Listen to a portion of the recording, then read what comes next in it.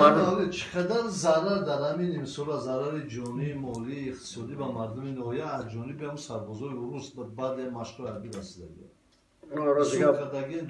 نه ما خیلی ضرر هم نده بساس ضرر جانی نیسته یکون سر نیسته لیکن بود همین حادثه‌ای که فرض کنیم مردم با سر زمین شد رفتن تو نیست حادثه‌ای بود که با درمانی هم کشتکار شدگیش هست حادثه شدن ما همه فهمیدیم که نمیخواد حاصل بوده کم شد خیلی در مجموع و همون روزهای اساسا جمعه و شنبه تیرپران نمیکن دیگر روزها تیرپران میکن ما مردم هم فهمیدیم که اکثریت همون روزهای شنبه که یک شنبه کروشان میکنن خودم خیلی وضعیت دیگه ولی روز دیگه ما هیچی گفتن نمیتونیم چون که اون چیزی که در صلاحیت ما هست ما همون کردیم حتی در روزنامه پایک هم برآمدگی بود در روزنامه دیگر هم برآمدگی بود که